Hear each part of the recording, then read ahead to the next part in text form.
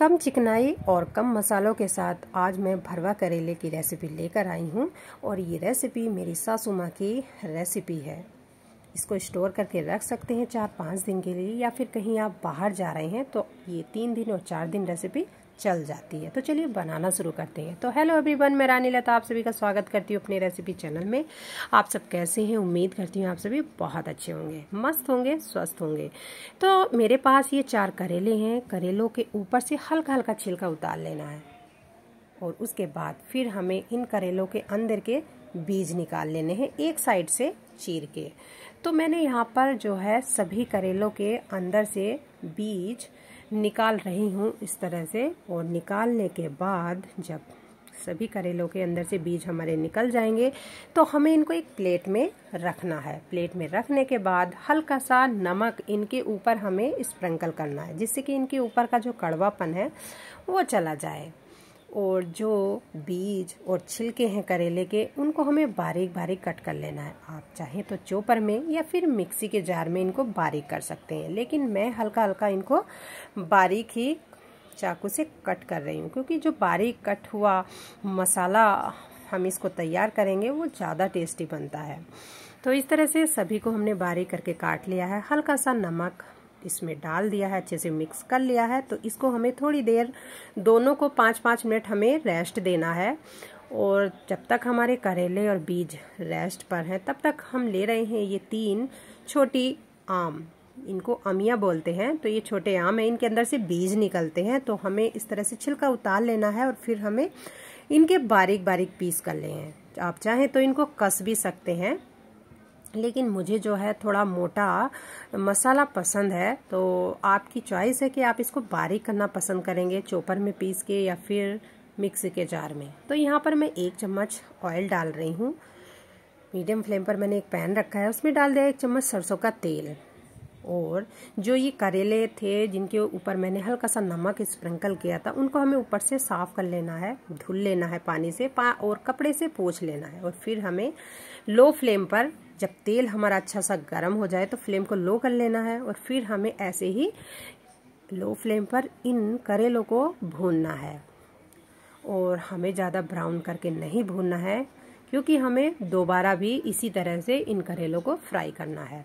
तो Cello fry करने के लिए मैंने यहाँ पर जो है करेले रख दिए थे। और जो इनके अंदर के बीज थे उनको मैंने पानी में डाल के अच्छे से धुल लिया। और फिर मैंने हाथ से इन निचोड़ के उनका पानी निकाल लिया, एक साइड रख दिया। तो इस तरह से हमारे जो करेले हैं वो सैलो फ्राई हो गए हैं इस तरह से। तो अब हमें क्या करना है कि हमें इस पैन में तेल नहीं डालना है, वही 1 चम्मच तेल में ही हमने ये करेले जो है सैलो फ्राई किए हैं। तो हम यहाँ पर डाल रही हूँ थोड़ा सा जीरा, थोड़ी सी राई, थोड़ा सा हींग और धनिया पाउडर, हल्दी पाउडर डाल करके इनको हल्का सा ही भूनना है, ज़्यादा नहीं भूनना है। और भूनने के बाद फिर जो ये हमने करेले के बीज और छिलके हमने निचोड़ के रखे थे वो डाल दिए हैं फर्स्ट में। और सेकंड में ये 3 आम जो बारीक करके काटे थे। इन मसालों में लो फ्लेम पर हमें अच्छे से भूनना है, जिससे कि हमारा जो ये मसाला है वो भुना हुआ कम मसालों के साथ ज़्यादा टेस्टी बने। तो इस तरह से फ्लेम को मैंने लो ही रख रखा है। और इस तरह से सभी मसालों में मिक्स करने के बाद मैंने यहाँ पर डाल दिया है स्वाद के अनुसार नमक, क्योंकि ये मसाला हम स्टफ करेंगे करेलों में। और ढक दिया है 2 मिनट के लिए। 2 मिनट के बाद हमने देखा कि जो हमारा मसाला है वो अच्छे से सॉफ्ट हो गया है और अच्छे से गल भी गया है।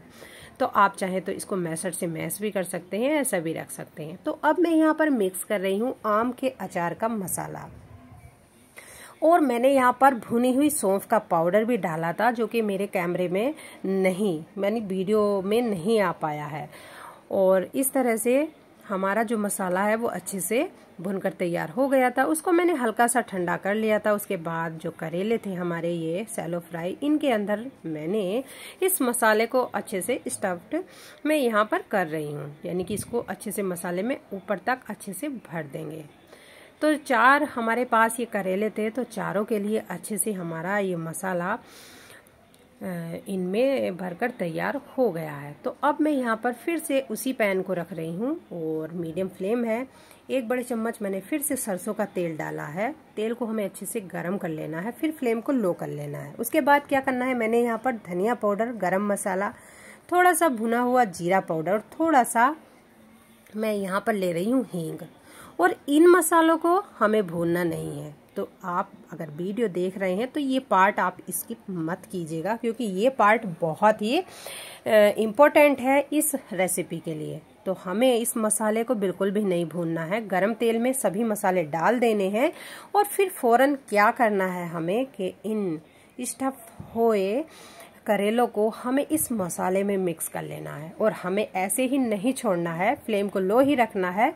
फिर हमें क्या करना है कि थोड़ी थोड़ी देर बाद, यानी कि 10-10 सेकंड बाद हमें इन मसालों में जो हमने शैलो फ्राई करने के लिए ये हमने करेले इस पैन में रखे हैं, तो हमें इनको हर 10-10 सेकंड के बाद जो है चलाना है। हल्का सा ऊपर से नमक डाल दिया है, जिससे कि ऊपर से जो है फीका फीका हमारी जो ये रेसिपी है करेलों की ये ना लगे। तो इस तरह से मैं इनको 10-10 सेकंड के बाद इस मसाले में जो ये करेले हैं इनके ऊपर कोट कर रही हूँ।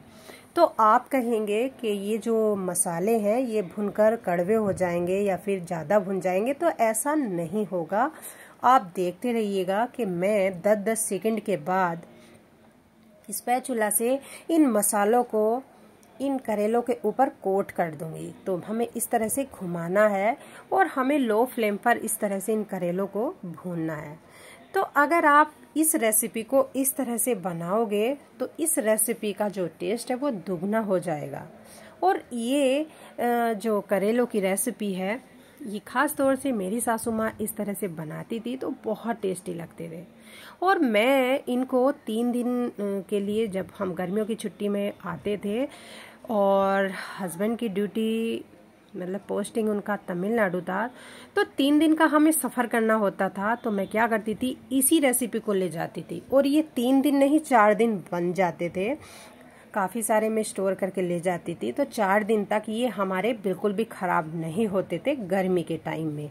तो इसी तरह से मेरी सासू माँ इस रेसिपी को बनाती थी और हमें जो है सफ़र के लिए देती थी। तो मैंने सोचा क्यों ना मैं इस न्यू रेसिपी को आप सभी के साथ शेयर करूं। तो आप इस तरह से कलर देख सकते हैं, सभी मसाला अच्छे से कोट हो चुका है इन करेलों के ऊपर। और जब आप इन करेलों को चावल के साथ और रोटी के साथ खाओगे तो जो इनके ऊपर जो ये भुना हुआ मसाला कोट हुआ है तो उसकी जो खुशबू है, उसका जो टेस्ट है वो बेहतर से बेहतर आपको दिलाएगा।